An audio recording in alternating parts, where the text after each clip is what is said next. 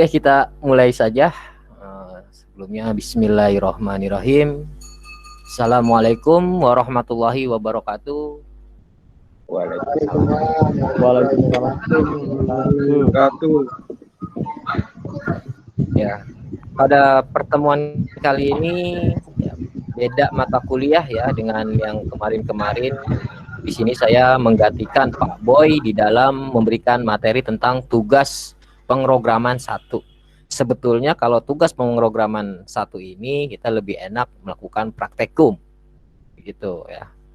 Nanti kita mencoba mempraktekum dengan jarak jauh ya. Bisa kita menggunakan aplikasi software dengan secara online gitu. Jadi Anda bisa menggunakan aplikasi tersebut nanti di rumah Anda coba-coba. Tapi pada malam hari ini khususnya kita biasalah setiap kali awal pertemuan pasti saya menjelaskan mengenai tentang konsepnya dulu, baru nanti kita akan masuk ke dalam mesin perhitungannya dan lain sebagainya. Di sini saya akan membahas mengenai tentang konsep dasar daripada algoritma. Kalau kita bermain dengan pemrograman, pasti kita akan mendapatkan suatu pembelajaran mengenai tentang algoritma. Lalu kenapa sih kita harus belajar algoritma?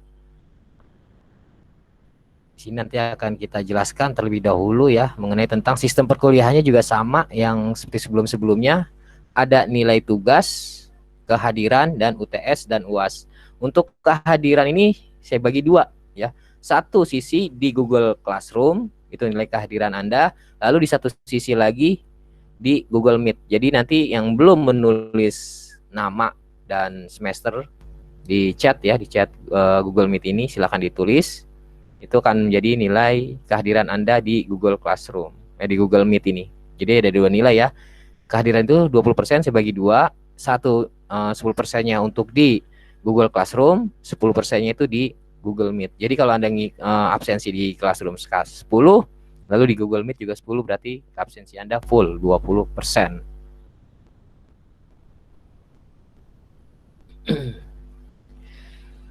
Di sini kita akan pokok bahasan materi yang akan kita bahas adalah yang pertama memahami konsep dasar daripada algoritma itu sendiri. Lalu yang kedua adalah struktur daripada algoritma. Yang ketiga adalah menggunakan bahasa natural. Ya, bahasa algoritma natural. Selanjutnya adalah memahami Prescott, memahami flowchart, penggunaan tool daripada flowchart, pengenalan variabel, pengenalan tipe data, dan pengenalan operator. Jadi untuk di awal-awal ini kita belajar tentang konsep dasarnya, struktur algoritmanya. Lalu nanti di pertemuan-pertemuan selanjutnya itu ada perkenalan mengenai tentang tipe data. Sebelum kita membuat suatu program, kita akan memperkenalkan terlebih dahulu tipe data dari program yang akan kita gunakan. Gitu. Misalkan, saya ingin menginput sebuah angka, kira-kira tipe data apa ini yang akan kita gunakan? Saya ingin menginput sebuah teks. Kira-kira tipe data apa yang cocok untuk menampilkan sebuah teks? Tuh ya. Konsep dasar daripada algoritma. Algoritma itu sendiri adalah logika. Ya. Algoritma adalah logika atau metode dan tahapan-tahapan ya, secara sistematis, urutan-urutan yang berjalan secara sistematis. Biasanya algoritma ini digunakan untuk memecahkan suatu permasalahan. Tuh, ya, jadi algoritma itu secara umum dia itu digunakan untuk memecahkan suatu permasalahan. Ya. Algoritma dapat juga diartikan sebagai urutan langkah secara sistematis dan logis. Dalam perkembangannya, algoritma ini banyak dipakai dalam bidang komputer. Sebetulnya sih nggak hanya bidang komputer saja, dalam bidang kehidupan kita sehari-hari juga kita perlu juga yang namanya suatu algoritma. Gitu. Kenapa? Karena algoritma itu adalah dari definisinya saja, ya itu sudah jelas logika, metode, urutan yang digunakan untuk memecahkan suatu permasalahan. Gitu. Contoh misalkan gini, pada saat Anda ingin masuk ke Universitas Suropati, situ kan banyak jurusan tuh, ada jurusan teknik ada jurusan teknik informatika, ada jurusan sistem informasi, ada jurusan manajemen, ya banyak jurusan. Nah, Anda kebingungan. Untuk mengatasi kebingungan itu bisa Anda buat algoritmanya. Dengan cara apa? Jika seandainya saya masuk teknik informatika, lalu apa. Oh, yang saya dapat adalah materinya ini. Oh, yang saya dapat adalah materinya mengenai tentang perkenalan komputer. Oh, materi yang saya terima adalah ini. Berarti kan sebelum Anda masuk ke bidang tersebut, Anda kenali dulu tuh. Tujuannya apa? Tujuannya adalah agar kita tidak salah langkah di dalam memilih suatu jurusan yang kita hendaki. Gitu. Oh, saya lebih senang di bidang manajemen misalkan. Kita pelajari dulu tuh, kira-kira apa dulu tuh manajemen. Oh, manajemen yang dipelajari adalah ini. Kita bandingkan tuh dengan teknik informatika. Oh, saya lebih senangan ke bagian manajemen ini. Kita bisa milih ke bagian manajemen. Ya, jadi intinya algoritma itu adalah memecahkan suatu permasalahan yang dihadapi oleh kita. Nggak hanya mesti di bidang komputer saja. Gitu. Secara spesifik, algoritma itu adalah suatu metode khusus yang tepat dan terdiri dari serangkaian langkah-langkah yang terstruktur dan dituliskan secara sistematis yang akan dikerjakan untuk menyelesaikan suatu masalah dengan bantuan sebuah komputer. Ya. Jadi algoritma sama juga ketika kita ingin bangun suatu gedung, ingin bangun suatu rumah, ya. Kita ingin bangun suatu rumah itu kita nggak bisa seenak-enak aja langsung main masang pondasi. Tetapi harus kita buat dulu alurnya. Gitu. Kita buat rancangannya dulu. Kalau sudah kita buat rancangannya, baru kita membuat suatu pondasi. Tujuannya apa? Tujuannya adalah bila di kemudian hari ada kesalahan atau ada penambahan area, kita tidak perlu membongkar keseluruhan, tetapi hanya bagian-bagian tertentu saja yang akan kita rombak, yang akan kita renovasi, yang akan kita renov gitu. Ya. Jadi nggak kita ketika ingin bangun suatu rumah ada lahan kosong ukuran 50 meter, tiba-tiba kita main gali-gali aja, kita bikin fondasi-fondasi. Ketika sudah berdiri, ternyata ada kesalahan. Nah, kalau kita bangun-bangun saja, bangun begitu-gitu aja, kan kita bingung. Kira-kira nih kalau saya tambahin begini gimana lagi? Begini gimana lagi? Ujung-ujungnya ya akan rumah tersebut tidak akan terstruktur, rumah tersebut tidak akan berbentuk. Gitu. Berbentuk, tetapi tidak senyaman apa yang kalau kita buat dengan skemanya atau kita buat dengan desainnya dulu gitu. Jadi algoritma itu ya digunakan untuk hal-hal seperti itu. Apalagi nanti ketika Anda menjadi seorang programming, ya, Anda mendapat suatu proyek misalkan, website misalkan. Nah, pada saat Anda ingin buat website, Anda tidak bisa seenak-enaknya langsung mengetikkan suatu program, sintaks segala macam, tidak. Tetapi dibuat dulu alurnya, dibuat dulu flowchartnya. Dengan tujuannya apa? Ya sama. Bila mana di kemudian hari ada penambahan script, di mana kemudian hari ada penambahan halaman website, Anda tidak perlu merombak-rombak yang lainnya. Cukup hanya yang dituju saja. Oh, bagian ini yang harus saya rombak. Oh, bagian ini yang harus saya renovasi. Gitu. Ya. Jadi programming, kalau ingin menjadi seorang programming, otomatis algoritma ini, alurnya ini harus kita buat. Gitu. Ya.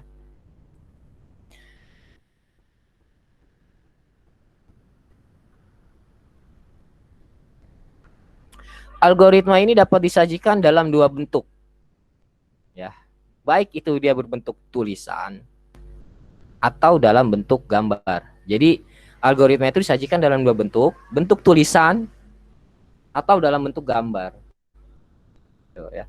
Penyajian algoritma ini dalam bentuk tulisan haruslah menggunakan bahasa yang dapat dimengerti oleh manusia dalam menyajikan langkah-langkah algoritmanya.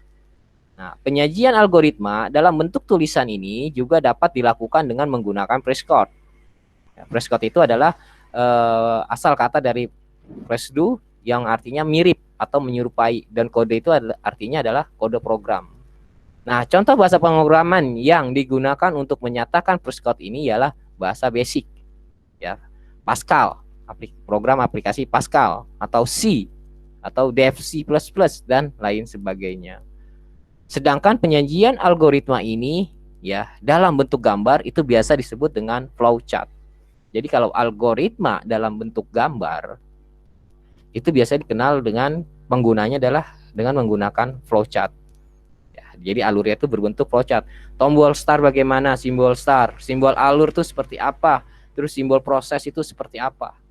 Itu yang menggunakan algoritma dengan berbentuk suatu gambar, dikenal dengan flowchart. Sedangkan kalau dengan tulisan, kalau kita ingin membuat algoritma secara tulisan, kita harus membuat algoritma itu yang bisa dimengerti oleh orang lain, bukan kita gitu. Anda seorang programming, Anda membuat suatu algoritma. Janganlah membuat algoritma itu dengan bahasa program. Otomatis orang yang ingin membuat, dia akan bingung. Misal orang membuat, Anda mendapat suatu project misalkan, ingin buat suatu program aplikasi kasir misalnya. Anda buat algoritmanya dengan bahasa programming. Nah, ketika Anda serahkan kepada orang yang memesan, dia akan bingung, ini apaan sih maksudnya? Ini apaan sih maksudnya? Gitu. Nah, tujuan daripada algoritma itu adalah agar orang lain mengerti apa yang akan kita buat gitu. Ya, otomatis kan si orang yang ingin buat ini kan, oh saya pengen bikin program aplikasi modelnya kayak begini. Nah, kita tuangkan tuh ke dalam algoritma dengan bahasa kita. Dan bahasa kita ini juga bisa dimengerti oleh orang ini gitu. Dengan orang yang mesan gitu. Nah, jadi orang mesan itu dia bisa membaca. Oh, maksudnya begini, gini. Oh, mau apa? Ini ada kesalahan di sini. Coba bisa ditambahkan nggak Pak Sari? Nah, ketika sudah selesai pembuatan algoritma, baru kita buatkan suatu flowchart-nya, lalu kita tuangkan ke dalam suatu programnya, dan sampai selesai. Gitu ya. Jadi perlu diingat bahwa algoritma itu disajikan dalam dua bentuk, gambar dan tulisan. Kalau gambar, dia berbentuk flowchart, tapi kalau tulisan, oret-oretan kita gitu. Nah, ini sejarah algoritma, bisa kamu bacalah ya, bisa kamu browsing juga dari Google, dari mana, dari buku ya, juga banyak sejarah daripada algoritma. Tapi dari banyak yang saya baca mengenai tentang sejarah dari algoritma itu, intinya adalah bahwa yang menemukan algoritma ini adalah seorang ilmuwan matematik ya, yang bernama Abu Abdullah bin Ibnu Musa al-Khawarizmi. Itu pada tahun 770 Masehi sampai 840 Masehi. Ya. Yaitu berada di kota di negara Uzbekistan. Nah, si ilmuwan ini ya, Al-Warizmi ini, dia adalah salah satu ilmuwan ya yang membicarakan mengenai tentang bilangan matematik. Maka kalau kita belajar matematika, si ilmuwan ini ya, Ibnu Musa Al-Warizmi ini, dia juga bisa dikatakan sebagai yang membuat suatu aljabar. Gitu. Ya, jadi kalau Anda belajar matematika, nanti Anda ketemu lagi nih. Gitu. Siapa sih penemu ilmuwan aljabar? Pasti dikaitkan dengan yang Al-Warizmi ini. Gitu. Jadi pada intinya, yang menemukan algoritma itu adalah si Al-Warizmi ini, ilmuwan dari Uzbekistan, kebangsaan dari Arab. Ya, bisa Anda baca-baca ya kalau dari sejarah-sejarahnya. Tapi intinya yang perlu kita ketahui adalah siapa sih yang menemukan, itu aja.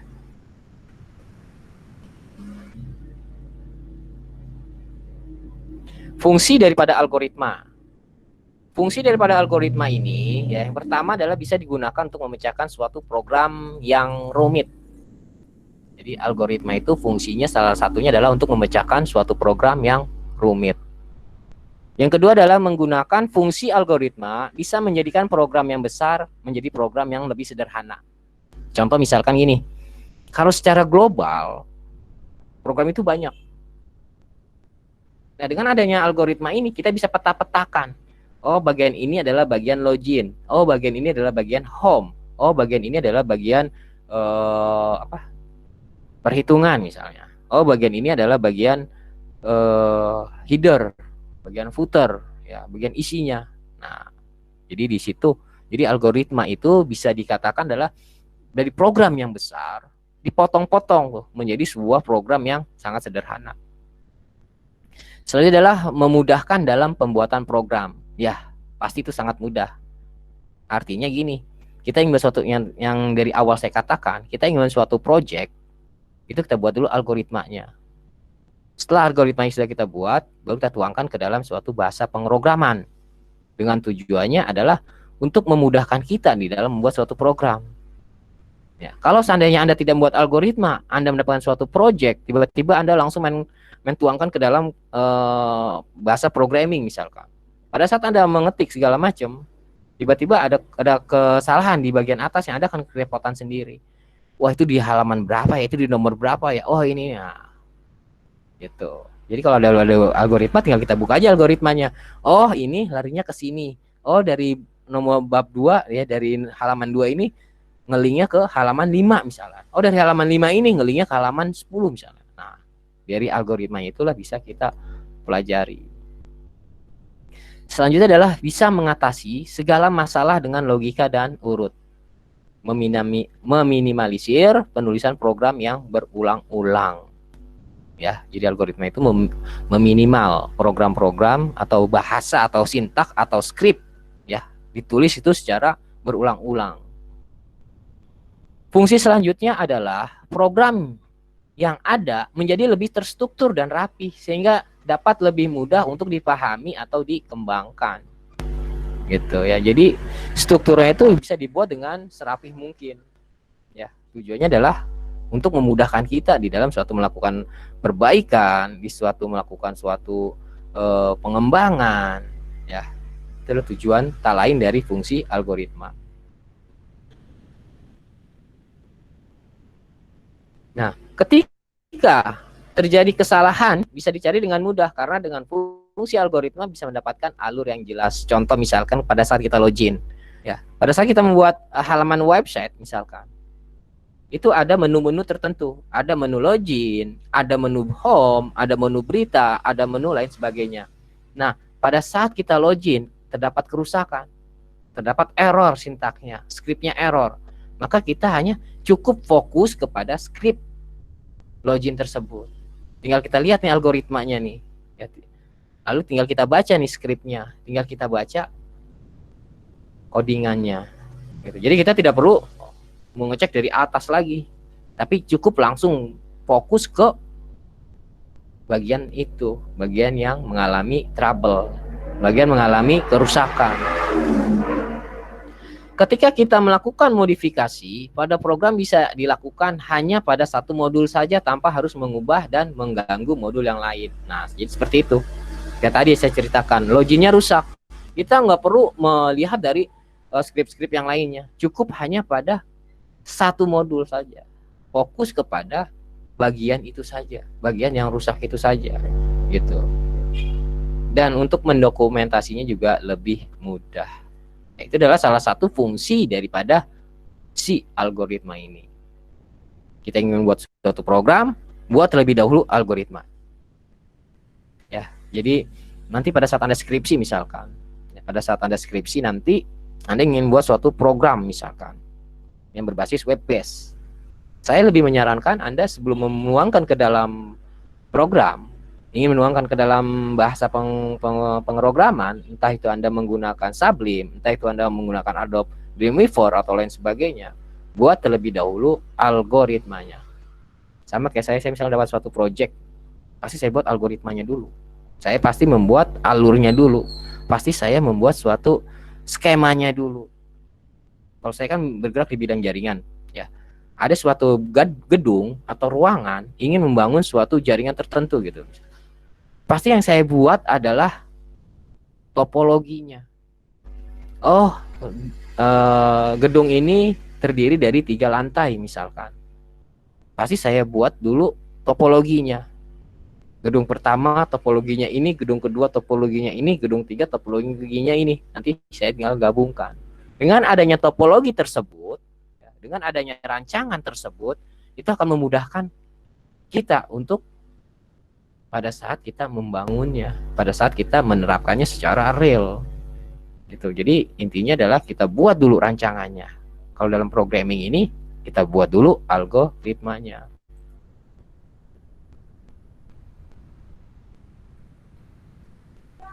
Nah, manfaat algoritma. Nah, pasti kalau manfaatnya nggak jauh dengan yang namanya fungsinya.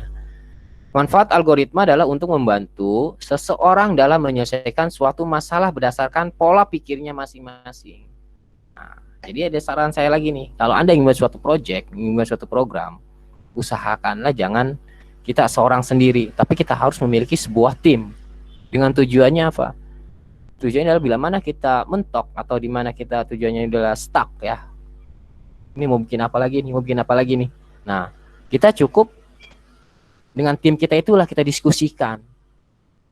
Ya, kita diskusikan kembali sampai menemukan suatu penyelesaiannya gitu ya. Jadi saran saya lagi, kalau seandainya Anda ingin buat suatu program atau mendapatkan suatu project, usahakanlah kita mempunyai sebuah tim. Dengan tujuannya apa?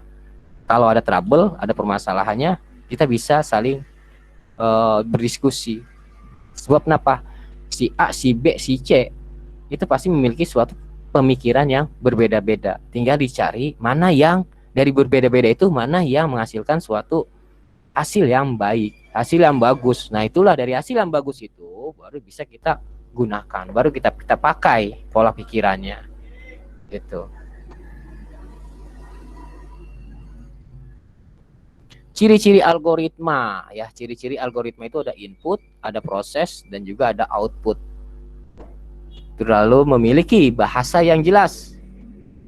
Ya, tidak bahasa yang samar-samar, yang bukan bahasa yang membuat orang lain bingung. Jadi ciri-ciri algoritma itu adalah dia instruksinya, penulisannya itu jelas, tidak mengambigu ya, tidak samar-samar, tidak membuat orang lain bingung ya. Jadi harus jelas dan harus memiliki stopping rule. Artinya harus ada penyelesaian yang baik. Gitu. Jangan Anda membuat algoritma tetapi tidak ada penyelesaiannya. Itu bukan algoritma. Gitu. Yang dikatakan algoritma ada yang namanya penyelesaian yang baik. Dari sekian banyak penyelesaian ya, tinggal kita ambil penyelesaian yang paling baik daripada yang baik. Gitu. Jadi algoritma itu harus memiliki stopping rule, harus memiliki akhir ending. Gitu ya. Nah, di sini katakan ciri algoritma ada input, proses, dan ada output.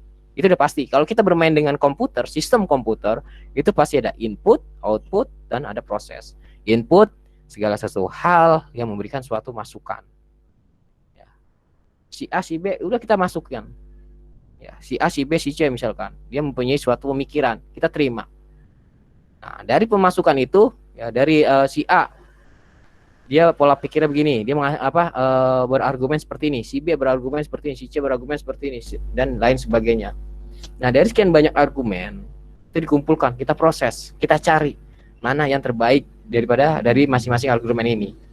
Nah, setelah kita temukan suatu argumen yang baik, baru kita kerjakan dan menghasilkan suatu output.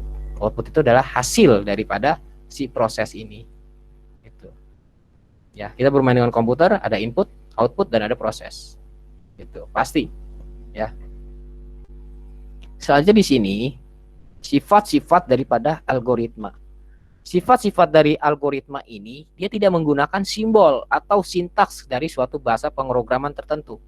Artinya dia masih umum. Gitu. Ya. Artinya dia masih umum. Nanti pada saat kita ingin menuangkan ke bidang kita tuangkan ke dalam bahasa pemrograman, baru kita khususkan, baru kita menggunakan sintak-sintak khusus gitu.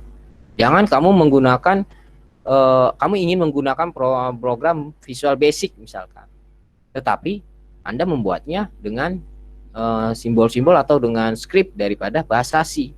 Nah, si Visual Basic ini tidak akan menerima program daripada bahasa C ini, codingan daripada bahasa C ini. Gitu. Maka dari itu algoritma ini dibuat secara umum. Gitu. Artinya dia tidak menuju kepada bahasa programan tertentu, simbol tertentu, sintaks tertentu. Nanti pada saat ingin dituangkan ke dalam bahasa pemrograman, barulah kita script yang kita sesuaikan dengan bahasa pemrograman yang akan kita buat. Ya, itu masuk dalam tidak tergantung pada suatu bahasa pemrograman. Jadi tidak tergantung pada satu bahasa pemrograman, melainkan dengan bahasa pemrograman yang lainnya. Gitu, ya. Itulah sifat daripada algoritma. Saya ulangi kembali, sifat algoritma itu dia tidak menggunakan simbol atau script atau sintaks dari suatu bahasa pemrograman. Dia tidak tergantung pada satu bahasa pemrograman. Dan notasinya dapat digunakan oleh seluruh bahasa pemrograman. Gitu. Artinya gini, saya membuat algoritma nih. Ya, artinya saya buat algoritma secara umum. Yang mana algoritma ini yang saya buat ini bisa digunakan dalam bahasa C. Bisa digunakan dalam bahasa Visual Basic misalkan. Bisa saya gunakan di dalam bahasa Pascal atau Delphi atau bahasa lainnya. Gitu. Jadi artinya pada saat membuat algoritma ini buatlah secara umum.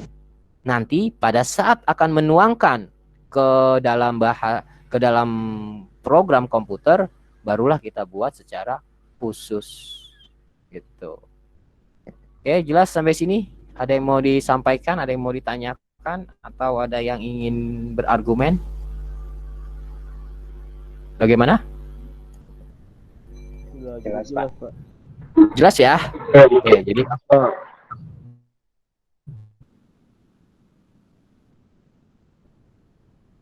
jadi kalau ada yang mau ditanyakan, silakan ditanyakan. Nah, selanjutnya dari sini adalah struktur dasar daripada algoritma. Ya, jadi ada strukturnya nih. Biasanya ada 3 struktur. Ada struktur runtunan, ada struktur seleksi, dan ada struktur perulangan. Ya. Struktur algoritma adalah urutan bagaimana pemrosesan instruksi dalam algoritma ini dilakukan, dan juga bagaimana struktur instruksi algoritma itu tersebut dibangun. Ya, jadi struktur algoritma itu dia ada 3. Ya, yang kita pelajari itu ada 3. Ada sekuensial, ada seleksi, dan ada perulangan. Gitu. Kalau yang runtunan itu yang berurutan. Kalau yang seleksi dia artinya ada pemilihan baik, benar, ya atau tidak. Nah, itu seleksi. Kalau perulangan dia akan mengulang. Gitu. Ya, jadi algoritma ini dia akan terus mengulang. Nah, di sini adalah struktur sekuensi atau runtunan. Ya. Adalah struktur algoritma bahwa instruksi-instruksi dalam algoritma diproses secara berurutan. Ya, langkah demi langkah dari awal sampai akhir, dari langkah pertama hingga langkah terakhir. Jadi bisa saya katakan bahwa struktur dasar algoritma dengan struktur sekuensi atau runtunan itu artinya step by step. Artinya dia dari yang paling awal, lalu ke yang urutan kedua, lalu langkah ketiga, lalu langkah keempat, langkah kelima, langkah keenam, dan sampai stop. Ya, sampai ketemu daripada hasilnya. Itu. Ya. Jadi kalau yang runtunan ini, kalau yang sekuensi ini dia bertahap. Itu aja. Jadi kamu mengingatnya struktur dasar dari algoritma itu ada 3, ada sekuensi. Sekuensi itu artinya berurutan. Langkah pertama dulu dikerjakan, setelah langkah pertama selesai dikerjakan, baru masuk ke langkah kedua selesai dikerjakan, baru masuk ke langkah ketiga selesai, terus sampai langkah tersebut menghasilkan suatu hasil outputnya. Baru si program ini dia akan berhenti. Gitu. Ya. Di langkah 1, langkah 2, langkah 3 dikerjakan dan selesai. Selanjutnya adalah pemilihan.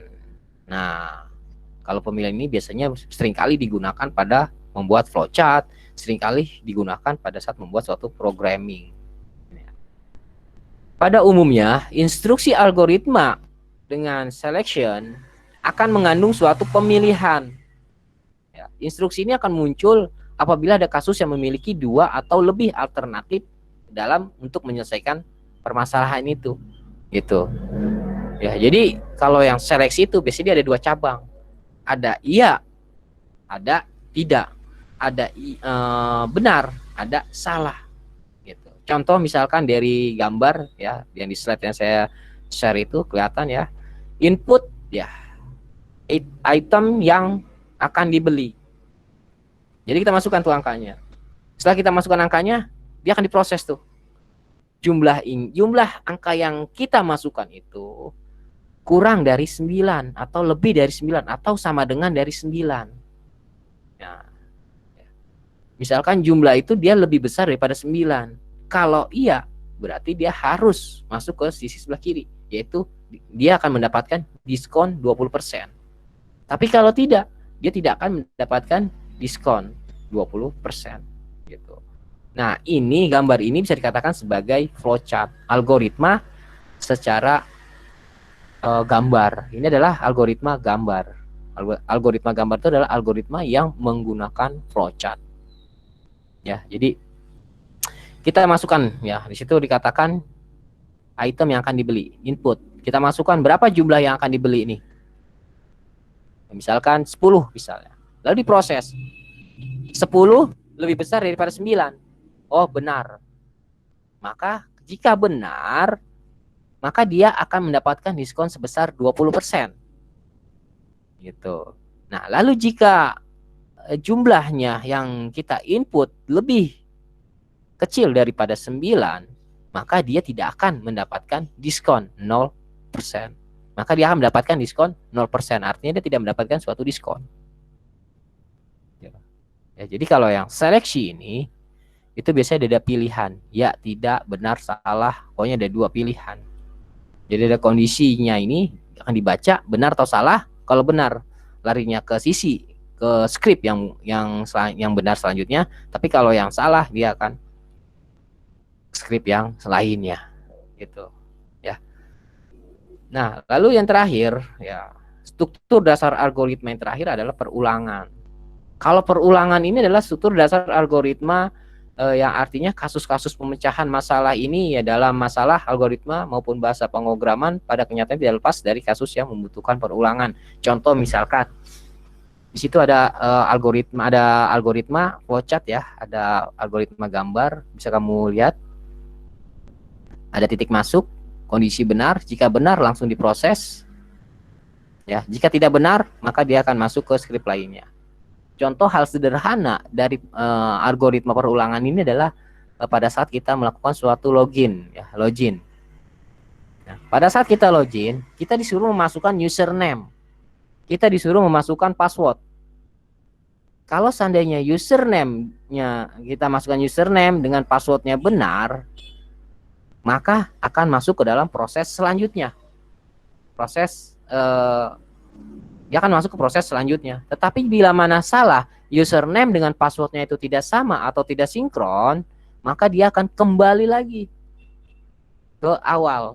Kita disuruh memasukkan username lagi, kita disuruh memasukkan password lagi.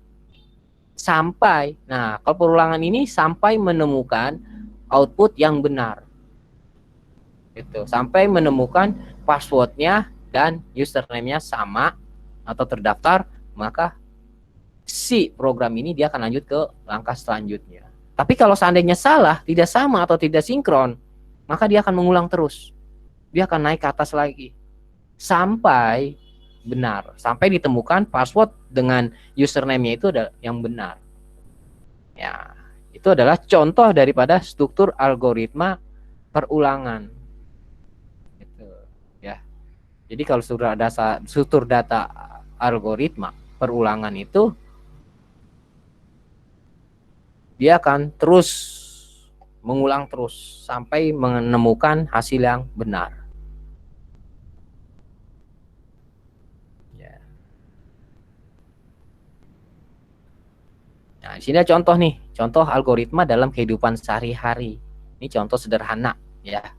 Algoritma, contoh misalkan saya ingin membuat suatu algoritma memasak mie instan misalkan. Kita buat algoritmanya. Pertama apa sih langkah pertama yang kita buat? Langkah pertama apa yang harus kita lakukan? Yang pertama adalah kita pasti menyiapkan dulu peralatannya dulu. Ya, jadi kita siapkan terlebih dahulu satu bungkus mie instan. Lalu yang kita siapkan lagi 2 gelas air, pancinya, mangkoknya, sendoknya, dan garpunya. Setelah itu kita masukkan air ke dalam panci, kita nyalakan kompor dengan api yang sedang. Ya, kita taruh panci di atas kompor, tunggu hingga air mendidih. Setelah air mendidih, baru kita masukkan mie instan tersebut ke dalam panci, kita aduk sampai matang, ya kita aduk sampai matang dan merata. Jika sudah dirasa matang, lalu kita angkat air rebusan itu, siapkan piring, lalu kita tiriskan bumbunya, masukkan mie di atas piring, diaduk, dan mie instan siap untuk disajikan. Nah, ini contoh daripada algoritma dalam kehidupan kita sehari-hari, gitu. Yaitu algoritma memasak mie instan. Ya. Jadi kita siapkan dulu mie-nya.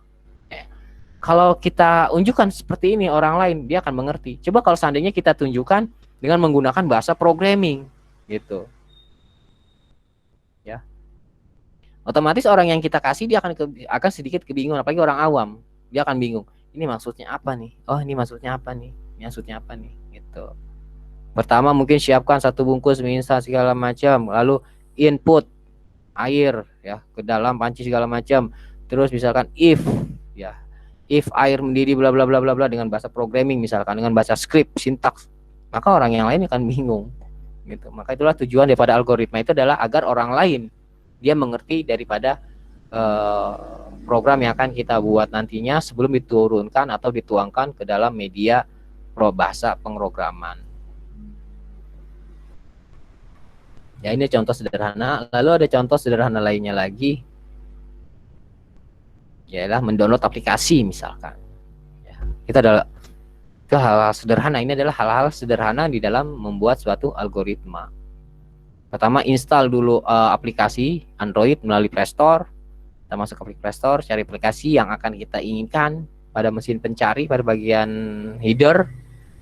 Lalu sistem menampilkan daftar aplikasi sesuai dengan kata kunci yang akan kita cari.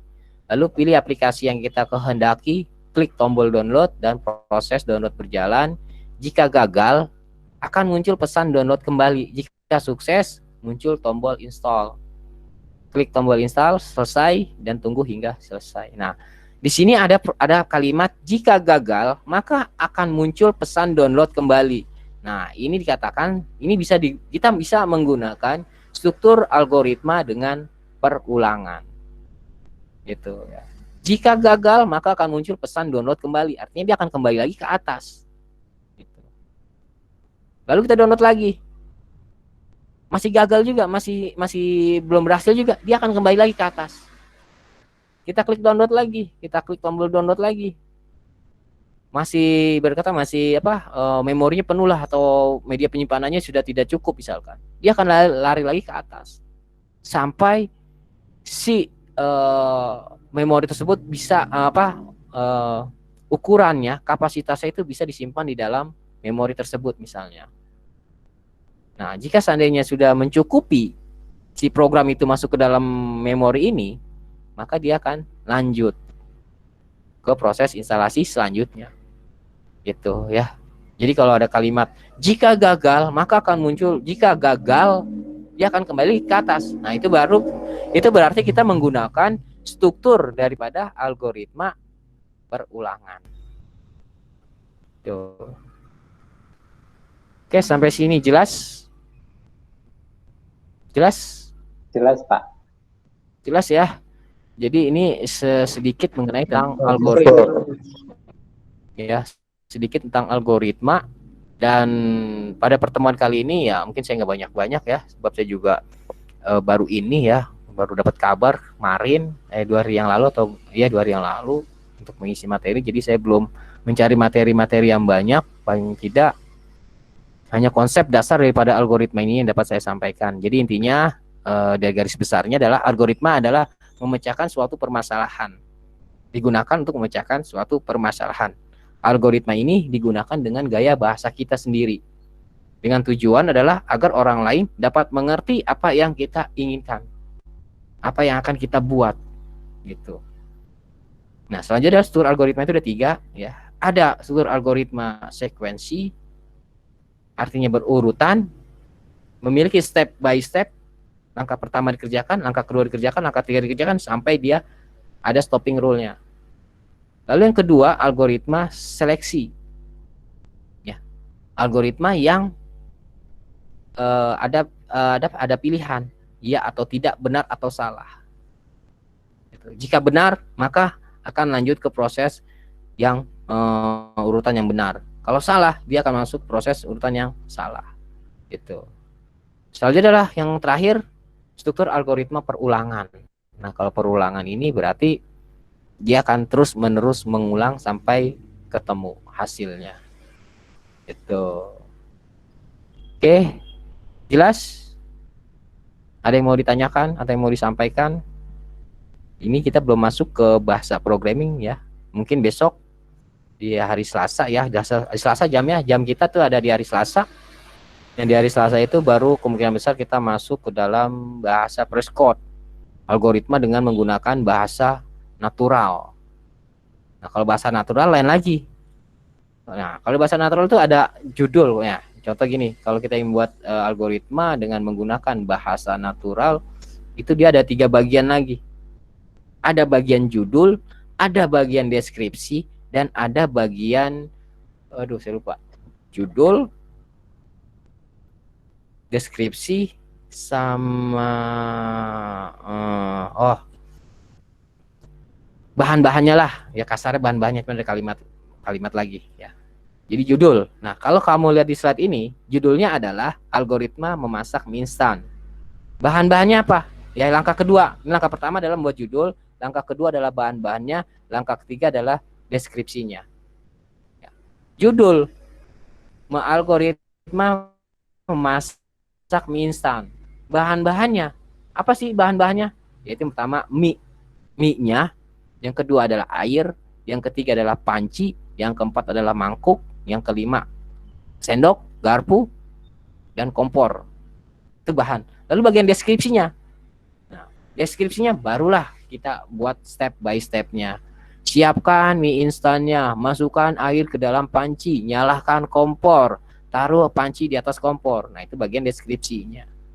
Tuh ya. Jadi kalau algoritma dengan menggunakan bahasa natural, dia ada 3 bagian, ada bagian judul, ada bagian langkah-langkahnya ya, langkah-langkahnya. Lalu yang ketiga adalah bagian deskripsinya. Deskripsinya itu adalah proses kerjanya itu seperti apa.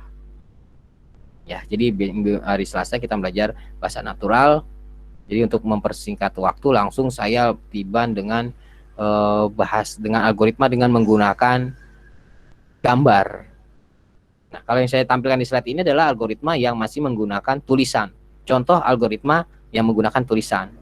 Di hari Selasa besok baru kita masuk algoritma yang menggunakan gambar dengan menggunakan flowchart.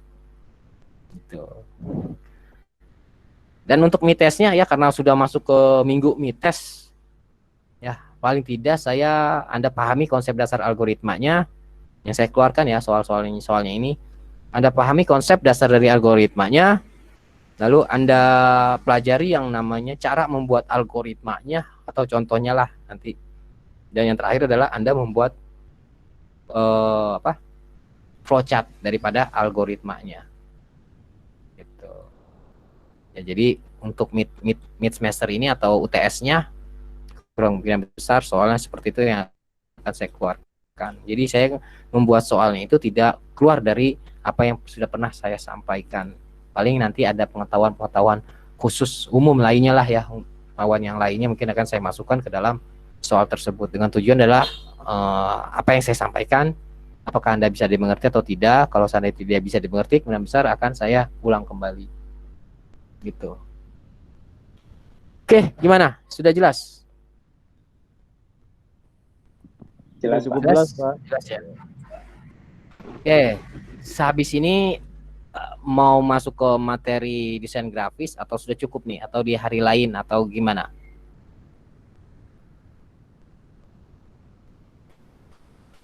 Ayo, saya tanya kembali ya, untuk materi desain grafis mau di hari lain atau di malam ini kita lanjut?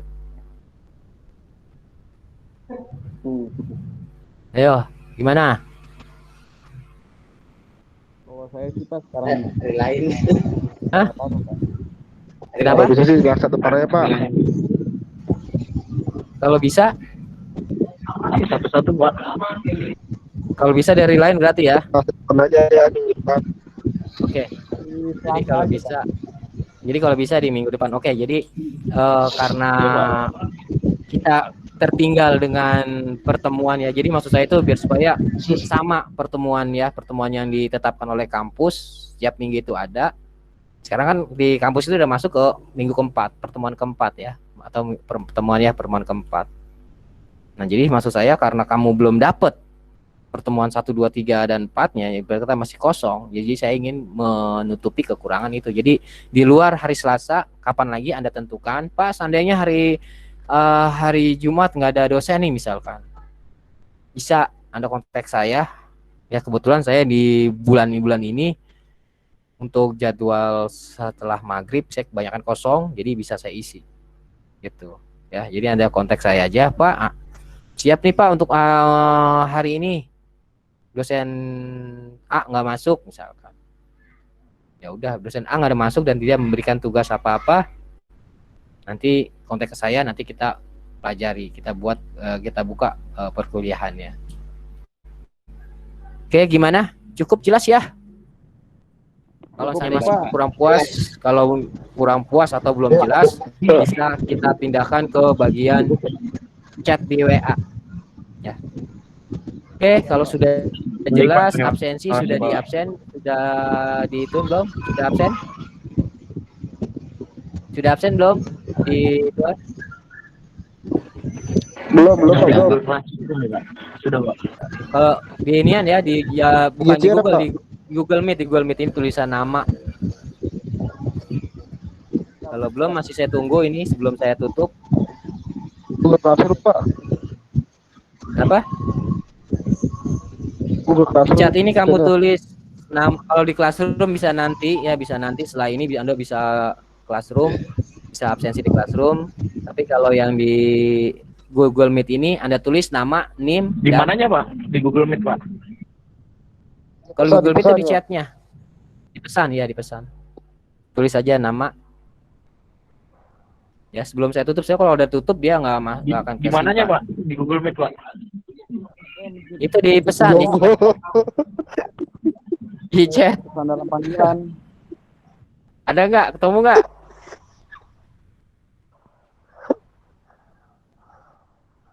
Pak, tadi saya nggak pakai NIM-nya, Pak, lupa. Aduh, saya ulang aja ya, Pak, absennya. Ya nggak apa-apa. Di sini yang sudah Sahrul, Azmi, terus Azmi ada 2, Rizky, Dimas, Rizky, Helmi, Pak. Helmi, ya. Aldi belum? Aldi, udah ketemu belum? Sudah, Pak. Sudah, Pak. Oh ya sudah, ketemu ya. Pinter, Aldi. Ketemu, Pak. Pakai handphone saya, Pak. Iya, nggak apa-apa. Handphone juga ada kan chatnya. Oke, jadi Ada, Pak. Sinyal saya hilang-hilangan, Pak. Telkomsel takut hujan. ditangkap lah biar nggak hilang. Diikat biar nggak kabur. Speak, Pak, itu. Iya, biasa. Nyari-nyari alasan. Ya enggak? Dia anak muda, dia Helmi mah enak, Pak. Kenapa? Renaldi, Pak, tadi lagi di jalan dia ngecat saya, lagi di motor.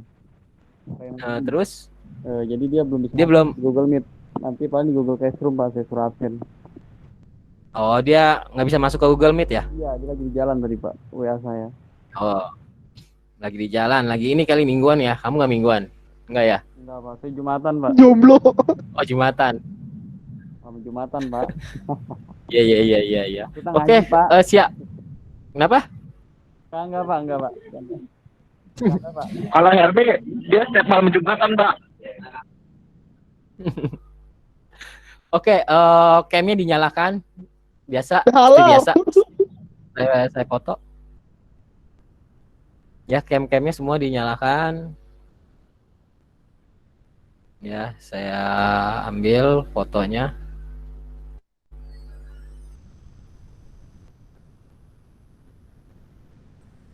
Syahrul, Rifai, Aldi.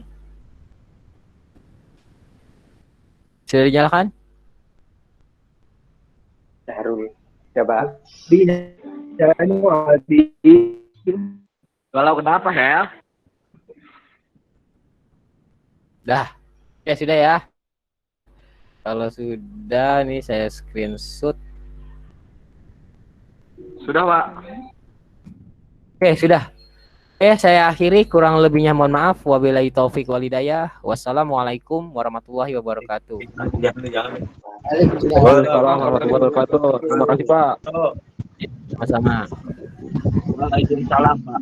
Wabarakatuh.